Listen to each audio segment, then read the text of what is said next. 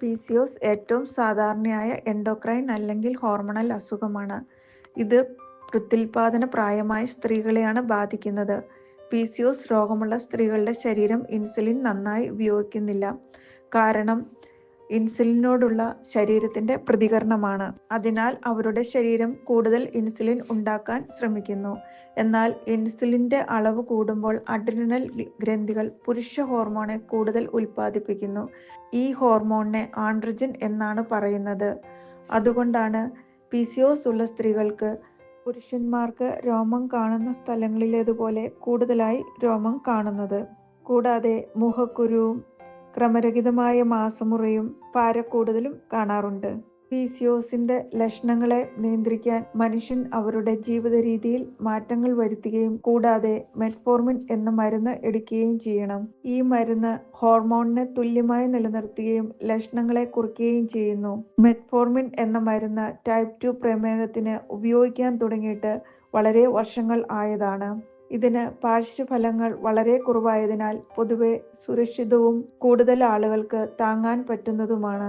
എങ്ങനെയാണ് മെറ്റ്ഫോർമിൻ പ്രവർത്തിക്കുന്നത് എന്ന് നോക്കാം.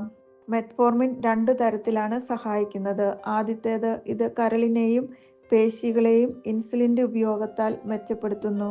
ഇത് ശരീരത്തിലുള്ള പുരുഷ ഹോർമോണിനെ കുറയ്ക്കുകയും ക്രമരഹിതമായ ആർത്തവത്തെ ക്രമപ്പെടുത്താൻ സഹായിക്കുകയും ചെയ്യുന്നു.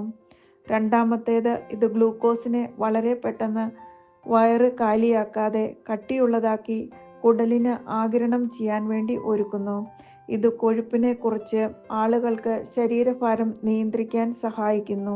PCOS ഉള്ള പ്രായമായവർക്ക് അവരുടെ ശരീരഭാര സൂചിക 25-ൽ കൂടുമ്പോഴാണ് മെറ്റ്ഫോർമിൻ സാധാരണയായി കൊടുക്കുന്നത്. ചെറിയ അളവിലാണ് തുടങ്ങുന്നത്. ക്രമേണ അതിന്റെ അളവ് കൂടും 2.5 ഗ്രാം എത്തുന്നതുവരെ. PCOS ഉള്ള കൗമാരക്കാർക്കും ഇത് എടുക്കാവുന്നതാണ്. എന്നാൽ അതിന്റെ കൂടിയ അളവ് 2 ഗ്രാം വരെയാണ്. ചിലപ്പോൾ ആളുകളുടെ ശരീരഭാര സൂചിക 25-ൽ കുറവാണെങ്കിലും ഡോക്ടേഴ്സ് മെറ്റ്ഫോർമിൻ നിർദ്ദേശിക്കാറുണ്ട്, അത് അവരുടെ അവസ്ഥയ്ക്ക് അനുയോജിക്കുന്നതാണെങ്കിൽ.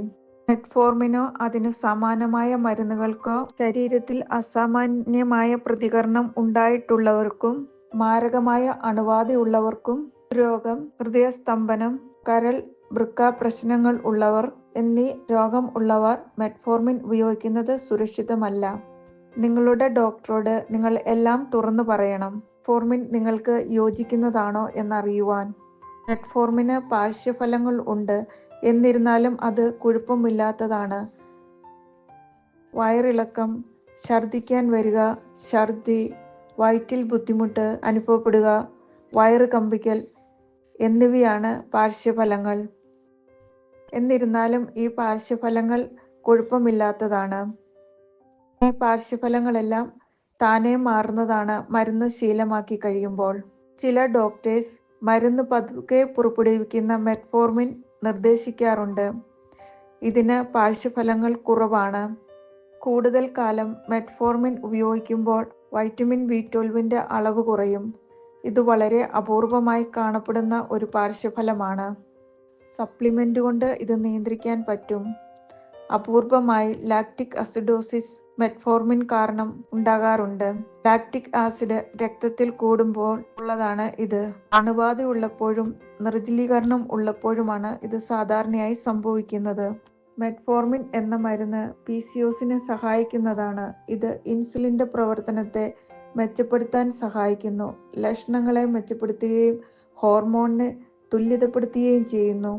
പ്രധാനമായ പാർശ്വഫലങ്ങൾ വയറിലുണ്ടാകുന്ന പ്രശ്നങ്ങളാണ്. എന്നിരുന്നാലും ഇത് കാലക്രമേണ തനിയെ മാറും. മെറ്റ്ഫോർമിൻ നല്ലതുപോലെ പ്രവർത്തിക്കണമെങ്കിൽ അതിൻ്റെ കൂടെ ജീവിത രീതിയിൽ മാറ്റം വരുത്തുകയും വ്യായാമം ചെയ്യുകയും ചെയ്യണം.